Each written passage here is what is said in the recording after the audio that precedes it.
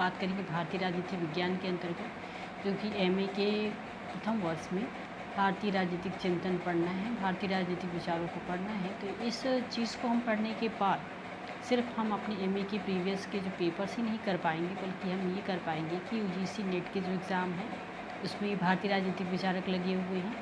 आप नेट दीजिए या फिर टीजीटी पीजीटी दीजिए या कोई सा भी एग्ज़ाम आप जो दें जो पॉलिटिकल साइंस से रिलेटेड है, उसमें आपके लिए ये बहुत ही महत्वपूर्ण होगा। तो साथ ही जो एमए प्रथम वर्ष के बच्चे हैं उनके लिए भी ये बहुत ही महत्वपूर्ण है। भारतीय राजनीतिक विज्ञान जो है भारतीय राजनीतिक विचारधाराओं के बारे में है। उसमें ये बताने का प्रयास है कि जो हमारे पूर्वज थे, जो हमारे विचारक थे, उन्होंने किस तरह से राजनीति को देखा और किस तरह से उसकी व्याख्या की।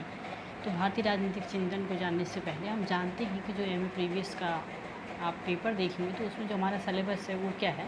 तो पहले हम सिलेबस को देख लेंगे। जैसे कि आप ये देख रहे हैं पाठ्यक्रम में जो है कि इनका एमए का है, प्रथम वर्ष सप्तम सेमेस्टर का है और ये इसमें मनु से लेकर अरविंदो घोष तक आपको पढ़ना है। इसमें सबसे पहले आप फर्स्ट इकाई में देखेंगे, पहली इकाई में तो भारतीय राजनीतिक की परंपरा जो है उसके बारे में पढ़ना है, स्रोत और विशेषताएँ। तो भारतीय राजनीति की परंपरा कैसे शुरू हुई, किस तरह से विचारधाराओं ने राजनीतिक मोड़ लिए। तो जो प्राचीन राजनीतिक चिंतन हुआ करते थे या प्राचीन राजनीतिक विचार हुआ करते थे वो सामाजिक ज़्यादा थे, कतिपय राजनीति के। तो राजनीति के जैसे तत्व कैसे उभर करके सामने आए, उन सामाजिक तथ्यों में कैसे राजनीतिक तथ्य समाहित थे, समावेश था उनका, उनके बारे में हम जानेंगे। तो हम देखेंगे कि जो चिंतन है भारतीय राजनीतिक चिंतन की जो परंपरा है वो काफ़ी प्राचीन है। ये उतना ही प्राचीन है जितना कि मानव सभ्यता का विकास है। यूनानी राजनीतिक चिंतन की जब हम बात करते हैं तो मुख्य रूप से उसमें शासन की प्रमुख स्थिति, उसकी सामाजिक दशा के बारे में जानते हैं।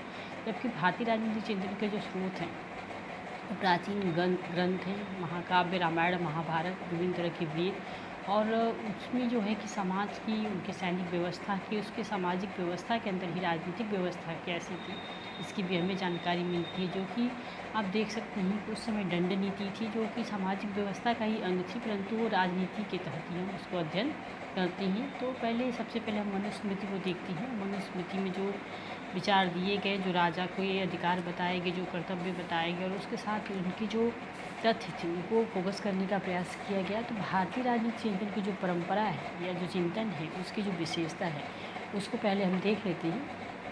जब हम उसकी विशेषता की बात करते हैं तो क्या हो जाता है कि राजसम जो है राजा को सर्वोपरि स्थान देने के साथ ही भारत में राजतंत्र का महत्वपूर्ण स्थान था। उस समय के पश्चात गणतंत्र भी विकसित हुई जिसमें 16 महाजनपद वगैरह के हम अध्ययन करते हैं। इसके साथ ही भारतीय सामाजिक संस्कृति जो थी ये शुरू से ही ब्राह्मणवाद का बोलबाला था।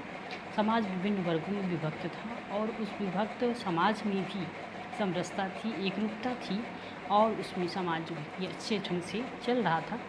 जब हम दंड नीति की बात करते हैं तो दंड नीति जो है कि राजनीतिक चिंतन में धर्म से जोड़ी जाती थी। धर्म जो है मानव समाज के मूल्य निधि थी। बिना धर्म के पालन के कोई भी कार्य संभव नहीं था, हर चीज़ धर्म से जुड़ा हुआ था। तो इस तरह से जो प्राचीन परंपराएं हैं वो काफ़ी पुरानी होने के साथ ही बहुत उसमें मौलिक तत्व थे। तो जब हम इस विशेषता को जानते हैं तो उसके बाद हम ये भी देखें कि भारतीय राजनीतिक परंपरा से लॉन्ग क्वेश्चन भी बन सकते हैं। इससे पूछा जा सकता है आपसे कि भारतीय राजनीतिक परंपरा की क्या क्या विशेषताएं थी। उससे कुछ कतिपय विशेषताएं जैसे कि उस समय लोकतंत्र उतनी तरह खुले रूप में नहीं था, परंतु राजतंत्र था, राजा थे, उनके मंत्री हुआ करते थे और साथ ही उनके समाज में जो है कि धर्म सर्वोपरि था। समाज विभिन्न वर्गों में विभक्त था और लोगों के अंदर जो है धर्म को लेकर के काफ़ी जिज्ञासाएँ थी और धर्म को काफ़ी महत्वपूर्ण स्थान देती थी।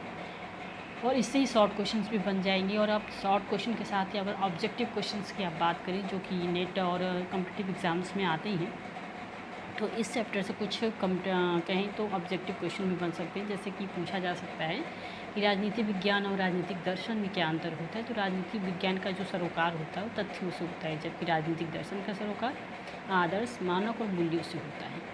आप कहें कि भारतीय राजनीतिक चिंतन जो है संपूर्ण सृष्टि किसे मानती है, तो हम कहें जो संपूर्ण सृष्टि वो तत्व ज्ञान को मानती है, जो तत्व है उसके ज्ञान को मानती है।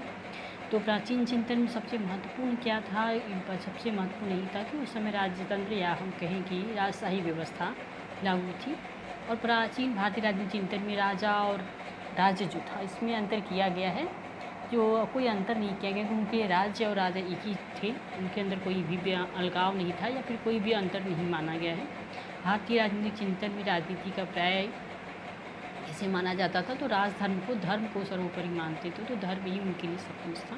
प्राचीन निरंकुश तंत्र की संकल्पना प्राचीन भारत पर लागू नहीं होती है, ये कथन जो है कि BC पारेख का था। ये काफ़ी फेमस कथन है, अक्सर क्वेश्चन आ जाते हैं, इसलिए मैं इसको आपको बता रही हूँ। प्राचीन निरंकुश तंत्र की संकल्पना इस पर भारत पर लागू नहीं होती है।